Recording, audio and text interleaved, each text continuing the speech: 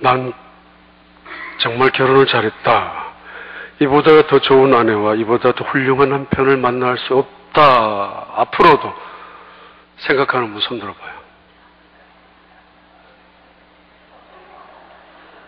감사합니다. 안 든 사람 집에 가서 어떻게 하려고. 정말.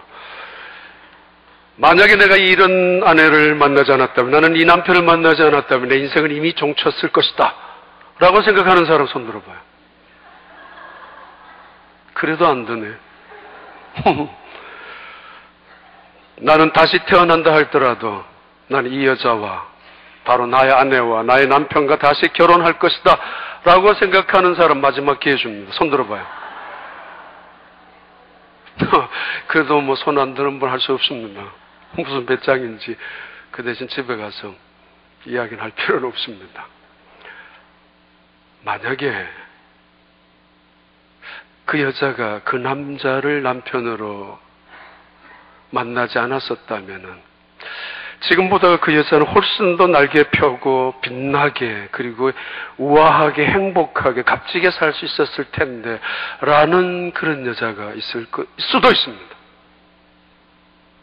어떤 사람은 지금 여자를 아내로 만나지 않았었다면 훨씬 더 성공적이고 훨씬 더 진취적이고 훨씬 더 사회적으로 지위를 누리며 나아갈 수 있었을 텐데 그 여자가, 그 아내가 바로 발목을 잡고 있기 때문이야 라고 생각하는 남자도 어쩌면 있을 수도 있을 것입니다. 정반대로 어떤 사람은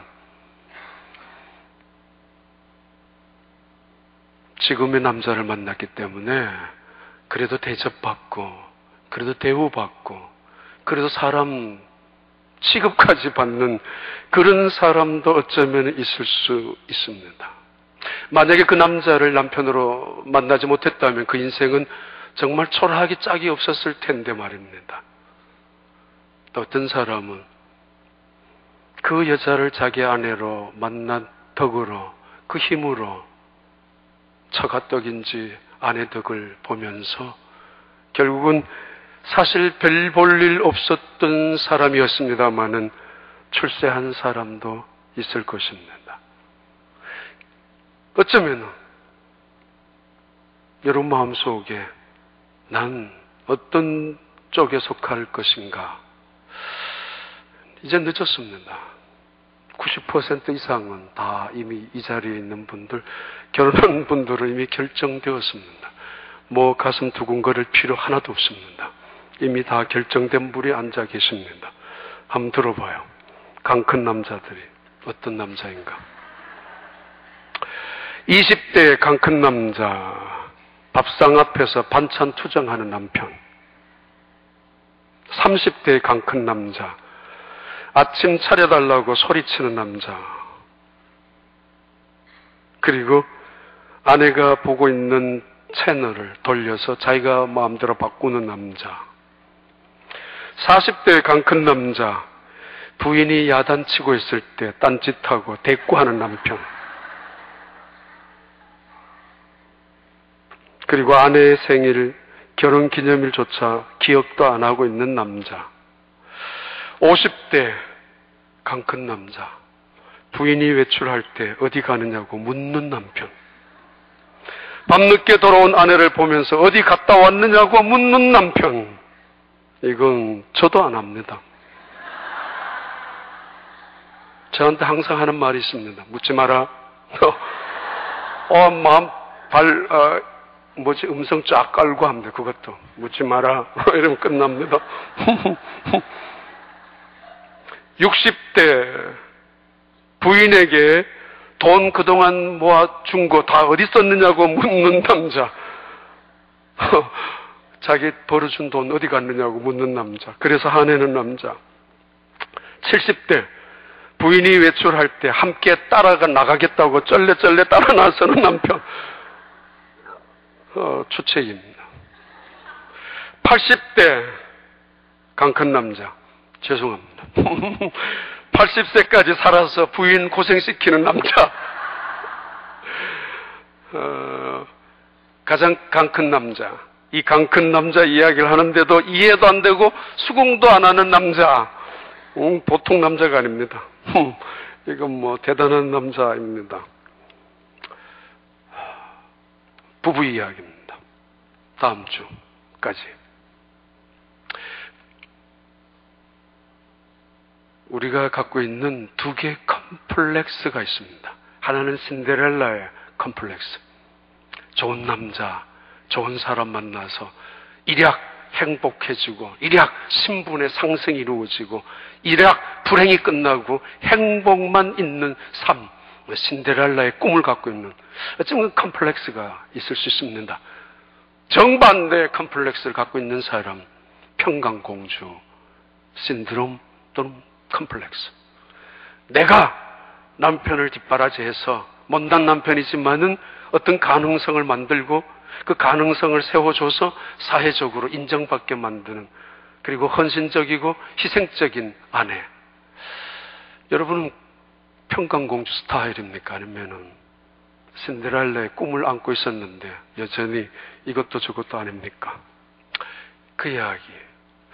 크리스찬의 아내라면은, 그리스도인이라면 어떤 아내가, 어떤 남편이 되어야 하는가? 바로 룻기 2장에 나오는 아름다운 만남에 대한 이야기를 통해서, 그들이 시작하는 사랑의 이야기를 통해서 크리스찬 부부의 이야기를 우리가 찾아볼 수 있을 것입니다. 이스라엘 민족이 광야 40년을 거쳐서 가나안 땅을 정복합니다. 그리고 정착하자마자 그들은 정신없이 땅을 움켜잡기에 급급했었고 집을 짓기에 혈안이 되어 있었던 사람들. 솔직히 말해서 하나님의 은혜는 간고도 없이 그 땅에 있는 사람들과 자폰하기 시작하고 마침내 우상을 섬기면서 정말 하나님이 가장 싫어했었던 일들을 벌이고 말았던 이스라엘 백성들. 무질서와 혼란, 혼탁함과 어지러움으로 300년, 400년이 계속되었던 그 시대, 이제는 끝이라고 여길 수밖에 없었던 그 시대입니다. 에브라임 한 골짜기에 한 서러운 여인의 눈물로 시작하는 울음이 있었습니다. 아이가 없어서 눈물을 흘리고 있었던 바로 한나의 울음소리, 탄식과 절망의 울음이었습니다마는 그 탄식과 눈물은 소박한 기도가 되었고, 한 아녀자의 아이를 갖고 싶다라는 꿈을 가지고 하나님 앞에 나아갔던 그 아녀자의 소박한 기도의 꿈은 사실상 이스라엘 민족의 마지막이라고 여겼던 제사장 가문을 새롭게 일으키는, 어두움만 찾아왔었던 그 시대에 빛을 만들었던 한 여인의 에브라임 골짜기의 울음이었습니다. 그리고 거의 비슷한 시기에 베들레헴 골짜기에 그 어떤 나이 어린 청상 가부의 눈물이 있었습니다. 그것이 바로 룻이라는 한 여자의 울음입니다. 그 여자는 원래 그 땅에 돌아올 필요도 없었던 이방, 그것도 모압 땅에 살았던 여자입니다만 그는 베들레헴 골짜기에, 그거 시골에, 산골에 찾아왔습니다. 그의 눈물이 시작되었던 1장은 2장에서는 하나님의 놀라운 은혜의 사건으로 하나님이 베풀어 주시는 임재와 축복과 풍성하심에 인도하시는 사건으로 그의 빈손은 채워지고 빈 가슴은 기쁨으로, 그의 슬픔과 눈물은 감사와 찬양으로 바꾸어지는 2장의 내용입니다. 인생의 가장 중요한 것은 누구를 만나느냐 중요합니다. 어떤 사람을 만났느냐에 따라서 행복과 불행은 결정될 수도 있을 것입니다. 어쩌면 내 인생의 반은 그 사람 때문이야. 사람 잘못 만나서 내 인생 이렇게 팔자가 변했고 내 삶 속에서 이렇게 육체적으로 정신적으로 데미지가 이루어졌더라고. 그 사람 때문에 경제적으로, 정신적으로, 가정적으로 피해를 입은 사람들도 만남 잘못 때문에, 잘못된 만남 때문에, 만나서는 안 되는 만남 때문에, 속았던 만남 때문에, 그것이 하나님의 은혜라고 우기며 꾸역꾸역 붙잡았던 만남이라고 믿었던 사람들의 결과 불행으로 끝난 사람들도 있습니다. 이미 대부분 결정되어진 만남이라면 내가 이제는 누구를 만나느냐가 중요한 게 아니고 내가 다른 사람을 만남으로 그 사람의 입에서 난 좋은 사람 만나서, 나는 내 아내, 내 남편을 만나서 오늘 내가 이렇게 살고 있다라는 예수님 때문이지만은 내 만나전 그 사람 때문에 내가 오늘 있다는 사실을 고백할 수 있는 그런 은혜가 있는 여러분들 다 되기를 축복합니다.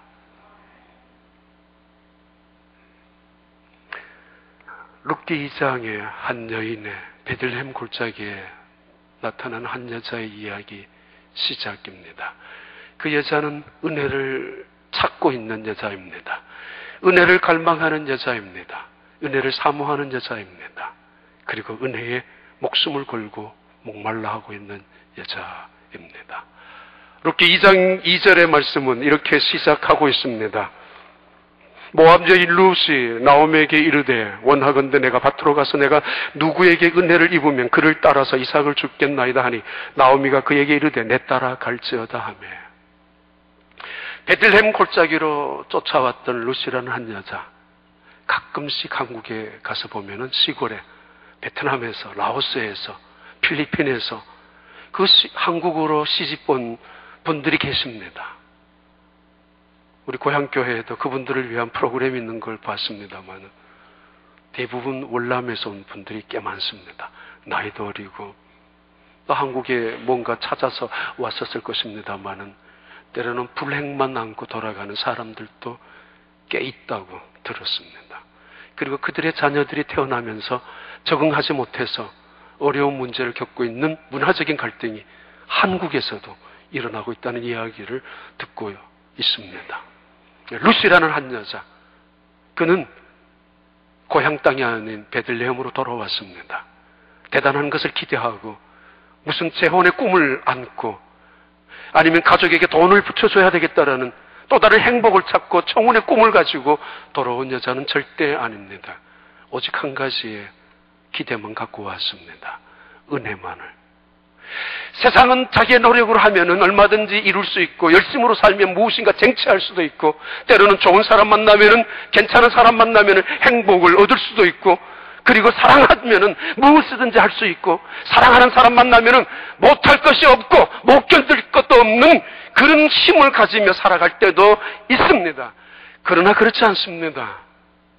내 노력으로 내 열심만 가지고 다 되는 세상이 아닙니다. 사랑하는 사람 만났다고, 괜찮은 사람, 그럴듯한 사람 만났다라고, 행복이 이제는 주어졌다라고 그렇게만 주어지는 세상도 결코 아닙니다. 그의 남편은 죽었습니다.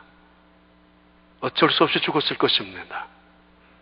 뼈저리게 그가 느끼고 있는, 뼈저리게 실감하고 있는 이 룻이라는 여자의 가슴 속에 담겨져 있는 것은 은혜입니다.